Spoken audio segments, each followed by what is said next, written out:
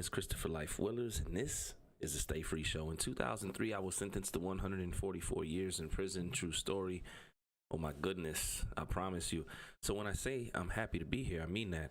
I made it home after 16 years, 11 months. Yesterday, I was speaking to some young people, and there was this one young lady.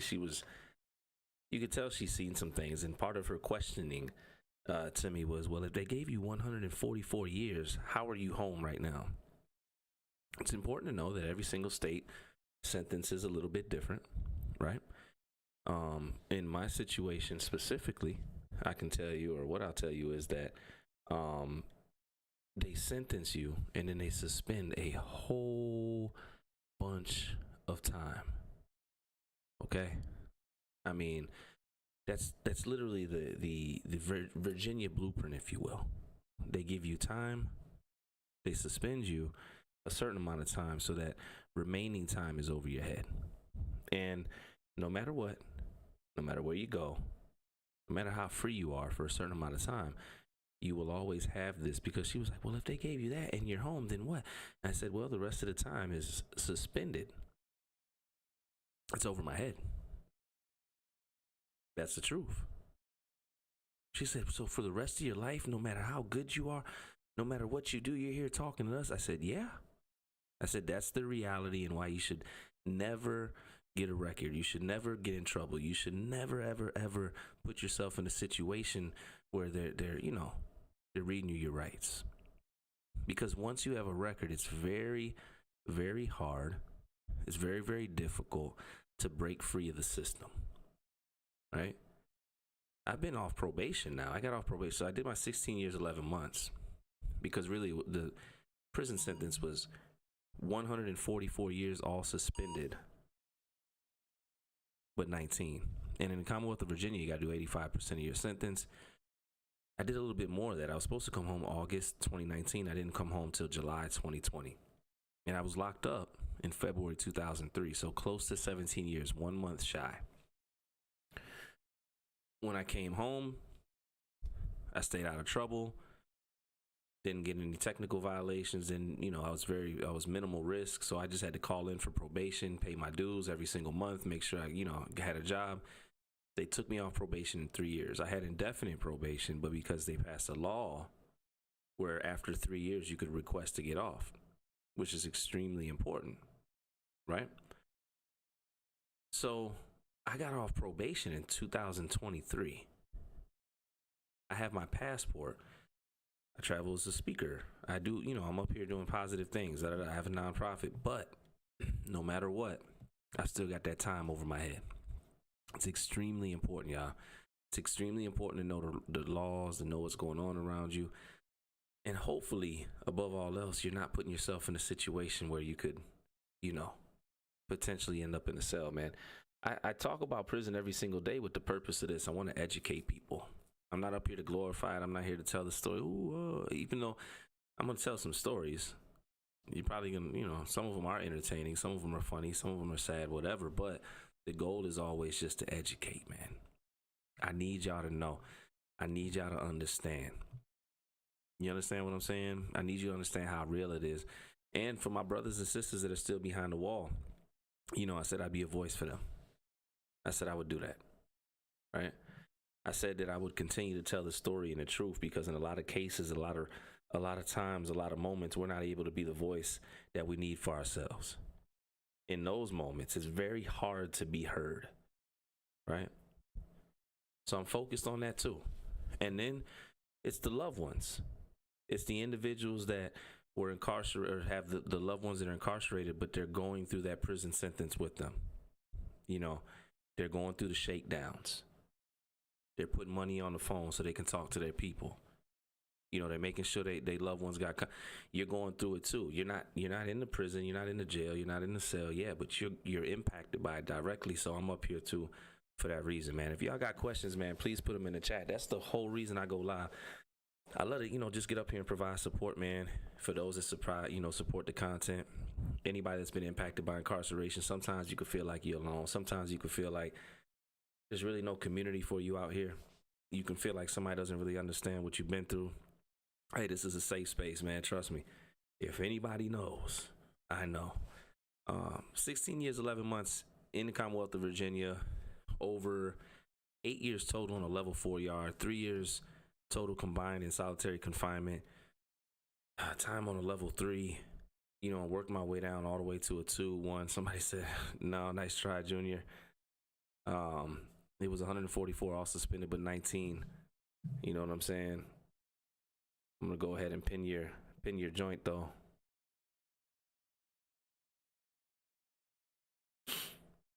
What's going on, DeAndre? And if y'all got questions, man, put them in the chat for sure. But somebody asked me, what's the hardest lesson you learned while you were in prison? And I'm gonna tell you, the value of time, because the longer I was in there, I realized I was growing old. One day I walked into the bathroom, looked in the mirror. I was in a dorm. By this time I had been down for about 10 years. I went in when I was 19 and I looked and I realized, man, I had a gray hair early. Walk by faith, I see you. And I realized, I was like, yo, time is going by. And I'm gonna tell you something else. And this is totally, this is years ago. David Corona, what's up, man? This is years ago, right? But I remember when, like, the girl I was dating when I got locked up, she wrote me that letter. Everybody knows typically when you're locked up, like if you were dating somebody, you're going to get that random letter, email, something like 7 years later, 10 years later, for whatever. Most of us go through that moment while we're locked up. And I get the letter from my girlfriend at the time. I'm married now happily, but, back then. And she's telling me how, now she's a mother and, she's married. And she's not telling it in a vindictive way. It's like, hey, I wanted to check on you. It's been years. But she's telling me, obviously, she has a family. She's, in working. Da, da, da.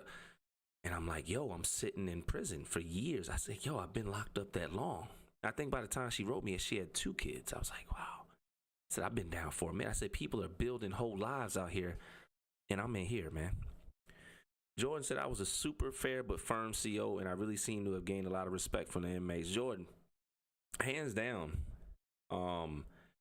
what I'll tell you is, me as somebody did 16 years, 11 months, that was my, if there's a such thing, that was my favorite or my preferred type of CO to have on the floor if there was one in the housing unit, because we knew what they didn't like, what they were going to write people up for, but anything we were supposed to have, we got, So it depends, right? Because there's 2 different types of thinking when it comes to doing time. You got this, I don't want to say, but I'm going to say old school, new school approach. But typically, the old school approach is the convict approach is we want what we're supposed to have. Above all else, we want what we're supposed to have. Yo, I don't know if you know, but in a lot of prisons, you can't get a request form. You can't get the medical when you need to. You can't get, but the firm but fair COs, well, hey, they're going to tell you, I'm going to write you up if you're talking during count, but you're going to have everything else you're supposed to need. And then you just know, don't talk during count. Let count clear. He cool. All right. Because you would want that when the CO is too cool, you ain't going to get nothing. They think, I've been in some camps where the COs think they us. They thought they was in there locked up with us. Like you could have just threw them a set of blues and they would have been cool with it. Like they would come to work and try to be like the guy, like us in there. They would, it was the craziest thing to me because I was like, yo, y'all are free. You know what I'm saying? Like, I just need a request form. You talking about, man, you see Shorty in the booth. Da, da, da. I'm like, you not one of us. You know what I'm saying? VA was wild, man, because there's different rules and different systems. I'll tell you that. The guys in VA, you would see guys talking to COs. I don't care what nobody say, man. In some systems, you got to take a buddy with you. In VA, you might see somebody up at the top of the dorm just posted up, just talk. And it would be that would be crazy to me too. Because, everybody got a job to do, but hey, man, DeAndre, appreciate that. Change most definitely is possible. Change most definitely is possible, man. And I'm grateful to be able to deliver a message like that. And that's all. Jonathan Smith said he's a CO. Shout out to all the COs, man. There's a lot of COs that watch my content, man. I noticed that. Most recently, I went to London Correctional Institute, the oldest prison in Ohio. And it was a CO that reached out to me and got me into the prison. Dan, shout out to CO Dan, man. Some of the COs that, and anybody's like, yo, they see it. No, you got some COs that really care. Like they gonna do their job, but they really want to see guys like not come back to prison. They want to see guys go home, stay home, because it's a respect thing. Respect, like he said, is key. Respect is a big thing both ways. You know what I'm saying? You can't be a pushover. You can't be the super. You just can't, man. Level 3 close custody at H&M, but I made sure every single person got what they had. That's it, man. That's it. You know what I'm saying? I don't know, man. I might not be on the FYP. I need y'all to tag the FYP, man. Things have been changing, but hey, we're gonna work. One thing about me, man, I'm up here. I just need visit the page sometimes, interact with some posts, man. Amp me up, man. I might be right back. Yeah, Tech said it depends, but it just depends on the state, man. It depends on a lot of stuff, man. You know what I'm saying? Jimmy Trunks, I see you, man. I need y'all to know, like, every system, like the basis and the foundation of prison is the same. You know what I'm saying? Kenneth Ray, what's good, man? The basis of prison is the same, like no matter where you go, like cells, concrete, steel. But each prison is different, or each system is different, excuse me. How they do time in Virginia is definitely not how they do time in Cali. You know how some states race is the dividing line. In Virginia, that's not a factor. Everybody hangs out with everybody. You know, it's just different. And I'm giving you some examples because I need y'all to know, like, nobody's the formal. Like, I can't tell you exactly what happened in Cali, but I can tell you about the culture of prison. You know, some guys, they trip me out. They like, yo, that's not how, what? Bro, you didn't do time in VA. Like, I didn't do time where you was at in Montana. My bad. You know what I'm saying? So, it's different. Yeah, VA doing time is crazy. Yep, tech, federal is definitely different than state. State is definitely different than federal, man. And shout out to the Loved Ones Coalition. We're getting ready to go into, appreciate that, Kenneth Ray. We're getting ready to go to Texas, go to one of the federal institutions out there for a family day, man, and talk to some people and just show love, man. Get into the institution, man. And really just do what we're supposed to do. You know, I feel like everybody that came home, I'm not saying you're obligated to, but if you know the struggle behind the wall, you want to see your brothers and sisters do better, you know, all those things, man, we got to go back in or at least reconnect. You know what I'm saying? We got to pick up that phone. You got to send those emails back and just tell them, yo, y'all could be positive. Y'all could be successful. Y'all be good. You know what I'm saying? Real talk. Appreciate everybody liking the live right now. Sharing the live. Y'all, tomorrow, headed to Dallas. Headed to Dallas, man. We getting ready to do some content, man. Rambo, from convict to convict, I'm glad you're doing good. Nothing but blessings, more from Chirac. That's my hometown, man. Somebody asked me, where are you from? I did my time in VA, but I'm from Chicago. I lived in Chicago the first, 17 years of my life. That's it. Then I went to the military. And that started the journey. You know what I'm saying? But shout out to Chicago. Shout out to everywhere. I'll be in Dallas tomorrow. Who are some advocates, leaders? What are some stories I need to tell out there? Let me know, man. We're going to be out there. We're going to be riding through. I ain't going to tell y'all what we riding through. Somebody said don't drop the low. Somebody said don't drop your low on it. So I ain't going to do that. But I'm going to tell you, I will tell you we going to be out there, man. I'm on this journey right now. Me and my brother Amir from Second Lap, we doing like 7 cities. Elijah, what's good, man? We doing 7 cities in like 20 days. So we did Nevada. We did Phoenix. Now it's Dallas. After that, we got Richmond. Then we got Philly. After Dallas, we're going to do something in the A. Then Richmond. Then Philly. Then we're going back to Phoenix.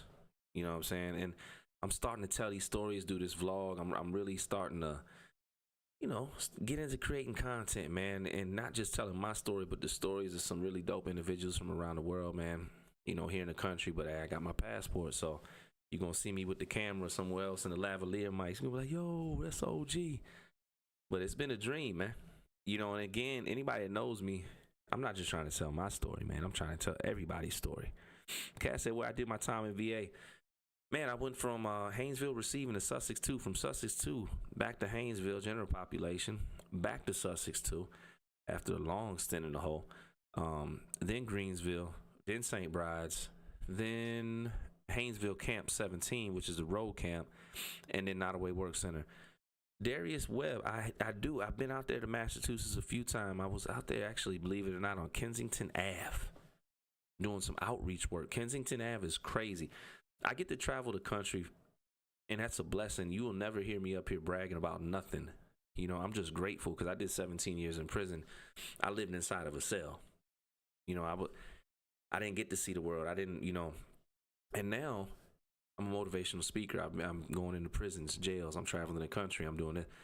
I'm leaving, you know, and it's all God. It's a blessing, and I'm super humble about it. But I'm really fortunate to be able to go to some places where people don't get support, where people don't get a message, where people don't get inspired, motivated, or hope. And when he said Massachusetts, it made me think about Kensington Ave. Not Kensington, excuse me, Mass Ave. I've been to Kensington too. That's why my mind was, but Mass Ave. But I've been to places like Kensington Ave in Philly. Mass Ave is up there in Massachusetts. Kensington is Philly. I've been to Skid Row in LA, you know, fed people, and I'm not bragging about that, but I got the purpose of me going out there to do something like that is so I could be boots on the ground and really understand what people are going through. When I'm running around speaking, right, and y'all hear me talking about stay free, it's not just from prison, it's mentally, physically, you know, from addiction, all of these things, right? So I'm really big on not just doing stuff, and so I love social media. I love being able to connect with people all over, you know, the world instantly. That's a blessing, but there's importance in being on the ground, shaking hands, looking people in their eyes, letting them know you're real, and doing the work. So we go into these places and we find ways to connect with people so we can form these connections and not just be a one and done thing, man. So you might see me anywhere, you know. Jordan said, do inmates really hate all COs? Is there internal judgment system inmates follow? I don't know about inmates, man. I never refer to myself as an inmate. I would refer to myself as an ex-convict. But, you know, language is different in different places. I'll tell you, as an ex-convict, we didn't hate all COs. Matter of fact, a couple of them are my buddies, like now, to this day. I just spoke about the ones that get me into a lot of the prisons to speak are COs, and we form some pretty cool bonds and whatnot. But I got some people that were COs when I was on the inside. We cool. Like, they told me before I came out, hey, bro, you ever come home, or when you come home, man, we go get a coffee and chill. And they ain't never did nothing to me, and it's about respect. So, and I say that out loud because for me, just as a man, you know, I ain't got no problem with you. You doing your job. Like, I get it. You know, do your job. But the ones that do the extra, that be doing the most, oh, yeah, we don't like, you know, that's not cool. And there are a percentage of people, there's always a few bad apples, if not more, where they just be doing the most. They doing extra. You know, the correctional officer's job is not to punish an individual. That was the judge's duty. The punishment is just to be in prison, but you have some COs that they use the system, they use their job, they weaponize certain things, and they hold the trays back longer than an hour. You know, I've seen COs leave the tray on purpose, let everything get cold. I've seen all types of things that are like indirect, and I've also seen some things that the COs did very direct, and then I've also seen some really stand-up COs. I've seen a CO stop another CO from doing something really bad to a prisoner. And that's when I was like, okay. You know what I'm saying? Cass, I see you, man. Never been to any of those places. I was just looking at, I think I was trying to get to, was it Baskerville? Which was the one that had the single cells? I think Baskerville might have had some single cells, man. Wish you well, TDOC. I'm sure would love to have you here, motivationally speaking. Headed to Texas tomorrow, man. And then I'm headed to the federal penitentiary with the Loved Ones Coalition, man. Aaron Pilon and everybody. I think that's like in Texarkana or something. You know what I'm saying? I think so. Country said currently, man. Prayers. You might be. You'd be surprised, man. Yeah, there's definitely some super, you know, we all know. You know, there's COs that come in there and they just doing their job. Cool. There's some COs, they tell you, hey, I'm going to write you up if you're doing this. I ain't going to bother you, know it. Cool, that's respect. Like, they're telling you that, yo, so you can avoid that trap or that write-up or whatever. And then you got some that just come in and they looking for, I knew one dude, as soon what I want to say is he used to get picked on by the guys that was locked up there. And then one day, he came in there and he wrote like, Basically took like 30 IDs in like the first 5 minutes that he was on shift, and he wrote everybody. He was writing everybody charges for anything he could think of, like anything, like the most minor thing, because there's always rules and regulations in prison. You know what I'm saying? But for real, they don't follow everything. You know what I'm saying? They don't. Like there's too many different small little things that you gotta, you know what I'm saying, all that. You know what I'm saying? But they not gonna nitpick you. This guy was crazy. Crazy. You know what I'm saying? Daniel, most definitely, they still, and that's what I said. You still gotta know they got a job to do at the end of the day. And that's one thing I was always conscious of. And I would tell the guys, man, he all right, he cool. All right, he might be cool, but just know if they come in here talking about we gonna fire you unless you, there's a strong possibility, because that's the job. Somebody said, is OG a real person? And do y'all stay in contact? OG is motivated. He's inspired by some real people, including myself, because I was in there for 17 years. So he's a combination of a few people, a few personalities, a few traits that I've seen, you know, from some OGs or individuals that have been there long enough. You know what I'm saying? But for any of the OGs that inspired him in real life, I could say I'm in contact with one. One is passed, and then there's, you know, one OG I would love to get in contact with. I know he out there. I just found out he out there. He's older now, so we'll see what's up. Once you live and said, I had kitchen staff give me food and walk down the hall. Another take it away. Even, yeah, man. It's, you know, we got to know, right? People are people. People are unpredictable a lot of times, too. You know what I'm saying? Like, it's not always a predictable thing. You can't always, especially in that environment. Prison, man, there's so many different ups, downs, in betweens, smokes and mirrors, things that you think is, you know what I'm saying? And it's not like that. Prison is a den of snakes, man. And you could be a righteous guy. I'm not saying that there's not good people. There's plenty of good people in there, but there's always going to be this element around it. You know, for every 6 good guys, just know there's 4 or 5, 6, 7, 8, probably 9 that's bad. I don't know, but there's going to be this. It's going to be a little bit of this, a little bit of that. You got to be on point, because the CO's like that too, man. Over the years, while I was doing my time, I can tell you that at least 6 different correctional officers caught criminal charges for stuff that they did while on the job. And I'm not talking about like basic stuff like bringing in contraband, like other stuff. You know what I'm saying? So it's real, man. But again, not everybody. Jordan said, what's some advice you would give a CO just start from the other side of the bars? Just biggest advice, because I'm fortunate enough I get an opportunity to speak to COs that are getting ready to start working in the system sometimes. Listen, it's all about respect. Treat a man as a man. He may be a prisoner, right? But he's still a man. Don't go in there and just treat everybody like they're beneath you. No, that's just the situation he's in, but he's still a man like you. You know, it's all about respect. Be firm, but be fair. You know, don't be the favorite guy. I'll tell somebody quick, you don't want to be the favorite guy, because that 9 times out of 10, you know, you ain't gonna last long. But treat people with humanity, with dignity. You know, you see issues going on. Don't be somebody just stays silent. If you can challenge it, you know, in a professional way, especially if it's something that's not being done from the staff that should be done, that's causing additional problems amongst, you know, be a change maker. Because unfortunately, there's a lot of people that they start working there, and it's certain things have been being done like this for 20 years, and it's wrong, and don't nobody say nothing, and they know it's wrong, but they keep be the one to say, hey, that ain't right. You know, pick your moment. But we need people that are willing to change or help change the system for the better.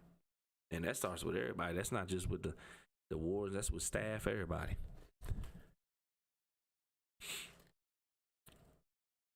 Jordan said, I was a combat vet before I was a CO. I caught everything, but would let some stuff go. Yeah, man. I mean, I've had COs pull up on me, Willers. We saw you. Chill out. All right, cool. Chill out. Thank you. You know what I'm saying? Like, it don't always require a charge. It don't always require. Sometimes you can just have a conversation, and you'll get a better result than what you would do if you went with the charge route, and you get more respect. Now you go up to somebody, you tell them, "Hey, chill out." You know what I'm saying? I just seen you, and he keep going. Well, he didn't force your hand now, and it's not about. I'm just telling you because I done seen that too. Jordan said most people would stop. I would be the one that would not stop. Jordan, I'm also a vet. I ain't gonna lie. There was always these like COs. It was like the combat guys. I was a veteran of the United States Air Force as well. Not a combat vet, but you know, whatever. And there was, but anyways, there was these guys, certain COs, they're like, Gunho, they're like, yo, I've been to Oxy, man, we be doing everything. They would see everybody that would be seen that didn't know how to move, but yeah, you could always get beat. And you got to understand, to every CO out there, respectfully, especially the ones that think they done seen it all, you didn't. You don't. And the reason why is you don't live in that environment. You're a visitor. You're there temporarily. Even if you're there every day, you still going home. We in there nonstop. When we in there, we study the environment. We study the people. That's the difference between an inmate and a convict. There's levels. And it's not a badge to glorify. It's just that you got to think, man. I was on camps where individuals, over 70% of the camp had life sentences. That's their home. They got basically one job to do in there, and that's try to make it the best for them in there in whichever way they feel possible. Some of them take years to learn how to do something in a way that the COs can't detect. I done seen it. And it depends on the system, too. I can't speak for every system. There may be some systems out there where it's just, you know, it's just they ain't getting no, guys ain't doing nothing out there, which is possible. One of my former players is locked down. We all hurt, man. How do I help him while he inside? Man, give him support, mental health support. If you can provide any type of mental health support for anybody that's locked up, impacted by incarceration, that's what you need. Individuals, that's what I needed. I wish I could have got more of that before I came home, because it definitely, it put me in a bad spot because I didn't have anybody that helped support me mentally. My thinking was limited inside that environment, inside that dorm. So if you can provide that, if you can get them like self-help books, you can get them 144. No, just plug my book, but things that'll, you know, feed him mentally. And then when you have conversations with him or you visit him, talk to him about the books. So you know that, you know, he's read them with him. Make it a thing. Bid with him that way. Hey man, I got you a book. I got this book. We're gonna read it. Every week we're gonna talk about a new chapter or something. You know, believe it or not, I had a buddy, you know, of mine at that point that did something like that, and it helped so much, man. You know, it helped so much because it kept my mind going. My wife used to have me learn new things that I could help, you know what I'm saying, apply to my life once I got home, because I was intrigued by that. But I think learning and mental health support, anything to keep the mind going outside those walls. Jordan said, oh, thank you for your service, Jordan. I forgot to say that as well. You was a Marine. That's what's up, bro. I was initially going to be a Marine. I remember I went to Lincoln's Challenge program, and they had like a recruiter's fair or something like that. I think it was a job fair, but there was recruiters there. And I wanted to be a Marine at first. My family, my father was in the Army. My uncles were in the Army. One uncle that was in the Marine. Now my nephew's in the military. Like, we're a military type family. So I knew kind of like, I was like, I'm probably going to the military. Marine recruiter's like, yo, you can go to Marines, but he's like, you got to be like infantry. I forgot what he said. All I knew was like, you got to go front line. You go to the Marine, you got to go front line. And I was like, oh, I want to go to the military. I don't know if I'm brave enough to just go directly, you know what I'm saying, to the front line. So while I'm talking to him, I was like, all right, cool. I walked off for like 30 seconds. The Air Force recruiter walks up on me. He was slick. He says, hey, man, did you know you scored high enough on the ASVAB that you don't have to get put on the front line? You can come over here with us. We eat better. We sleep better. He started breaking, and it's true. I ain't gonna lie. Air Force live a little different than the rest of it. You know what I'm saying? It's okay. You know, different duties, tasks, you know, all that. And I decided to go to Air Force. Man. But shout out to anybody that was in the service, man. Thank y'all for your service. Thank you, Jordan. No, I'm not getting my VA. I'm just working on my VA stuff. You know what I'm saying? When I got locked up, I didn't understand that. And I want to tell you, I got in trouble when I was in the military too, Jordan. I got a general discharge. So I had to, I'm literally in the midst of getting it elevated to an honorable and then going after my you know, whatever I can get as far as being able to go to VA for medical and stuff like that. Go try to get service connected. And anybody that's watching this, y'all would be surprised as how many veterans are incarcerated. There's a large amount of people, veterans specifically, that are incarcerated, man. So much so that they have their own dorms. Doctor said, how's your thing for cooking? Favorite dish you used to make? Favorite dish was the oyster, man. Oyster bowl. You know what I'm saying? Eva, you already know. Eva. And that was just 2 noodles and an oyster. They used to sell the packs, and you would take the oil and put it over the noodles and put it in the microwave for like 30 seconds. Mix it up with the spoon, put some more of the oil from the pack. I think it was like cottonseed oil that they put on the oysters, and you would kind of like fry the noodles up. You put a little bit of water if you wanted to, but if you knew how to do it really, really good, you could do it with the oil. The noodles would cook up. And then you put the oysters in there, and you put a little Mrs. Dash, you know what I'm saying? And then if you want to crush up a little sour cream and onion chips, and you basically you're good to go right there. Yeah, you eat good in the Air Force. Doctor said to take the microwaves away. What state, man? Jordan said he still makes swoles. That's what I know. A lot of COs that ate similar to the guys that was locked up, man. You know what I'm saying? I'd have been on joints where it's like Thanksgiving, the whole dorm eating. They making like table nachos, table pizzas. You know, we passing out food. The CO eating too. You know what I'm saying? And that would be an example where he ain't trying to be one of us, but it's the holidays. He in there with us too, and you got to know, COs be on the floor. They be assigned to certain pods for so long. They do become part of the, I don't want to say, but part of the unit in some inadvertent way. It should be studied in via psychology, you know? By the way, y'all already know what it is, and if you don't, boop. Because somebody said, do you still drink? Keefy, I do. I definitely do. That's what's up, Eva. 40 years is a long time for marriage. That's my goal with my wife. I pray, man, that I'm here in longevity and that she's here. You know, we just had a son, our first child, 3 months. I'm a first-time dad after 17 years in prison at 42. You know what I'm saying? Trey said he got his keepy now. That's what's up, man. Oh, they fired y'all for eating anything?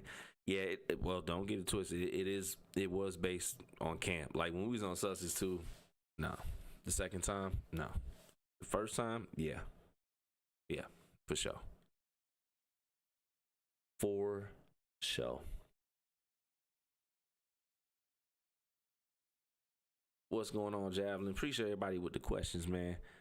Yeah, somebody said you do be happy when you get a letter. You do get happy. It depends on what letter you get during mail call, because you can get the Dear Jody letter, you can get my dog, you know, it depends on the letter you get. Tell you that.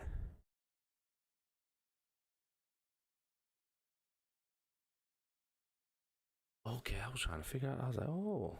But anyways, man. Yo, I'll be back up here, man. I appreciate y'all. Check out, I just put up OG Chronicles. Y'all already know what it is. I appreciate everybody that supports the content, supports the message, man. This is the Stay Free Show. I'll be back up here live. Headed to Texas, man, to Texas, to put in some work with the content, do some storytelling and more, man. I appreciate